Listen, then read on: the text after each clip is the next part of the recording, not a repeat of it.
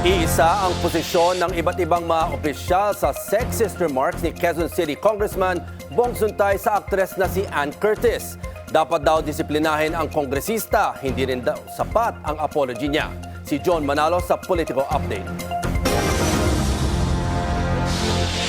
Nararapat daw humarap sa disciplinary action si Quezon City 4th District Representative Bong Suntay dahil sa naging inappropriate comments nito tungkol sa aktres, host at social media influencer na si Ann Curtis. Noong hearing ng impeachment complaints laban kay Vice President Sara Duterte na tumaon din sa pagdiriwang ng National Women's Month. Umani ng batikos mula sa matataas na opisyal ng pamahalaan at mga LGU maging ng mga kapwa niya mambabatas ang naging pahayag ni Suntay na nanindigan pang hindi niya raw sinasadyang magkaroon ng mali siya ang kanyang mga nasambit.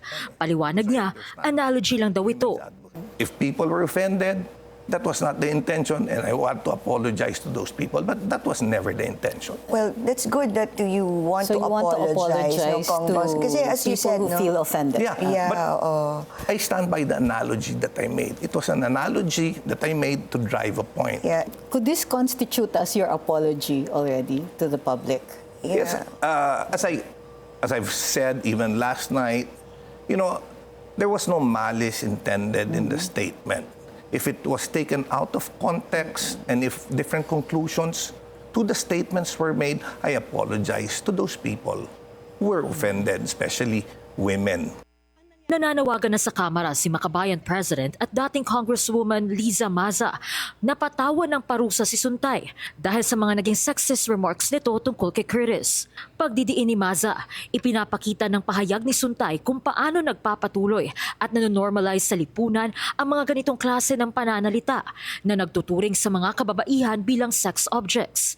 May tuturing din anyang machismo ang paliwanag ni Suntay na analogy lamang ang kanyang pahayag at compliment o puri para sa aktres dahil nakaaambag din ito sa kultura ng impunidad laban sa mga kababaihan. Ganito rin ang paninindigan ng Gabriela Women's Party na mariing kinundina ang pahayag ni Suntay. Hindi raw ito maituturing na biro o casual banter lang, kundi direktang pag-atake sa dignidad ng mga kababaihan at glaring display of entitlement.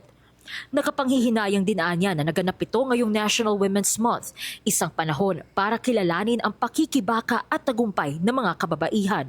Maging ang kapwa Quezon citizen ni Suntay na si Mayor Joy Belmonte nananawagan sa mambabatas na humingi ng paumanhin para sa inappropriate remarks nito.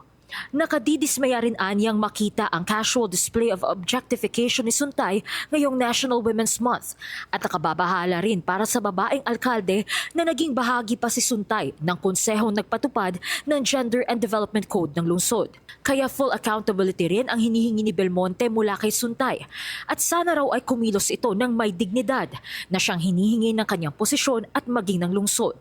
Para naman kay Senator Risa Ontiveros na chairperson ng Senate Committee on Women, Children, Family Relations, and Gender Equality, walang excuse sa repulsive remarks ni Suntay. Nakababahala rin anya na iginigiit pa rin ng mambabatas na walang mali sa kanyang sinabi.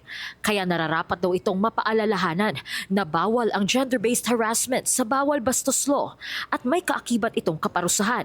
Nasa tungkulin anya ni Suntay na sundin ang batas na naglalayong protektahan ang mga kababaihan.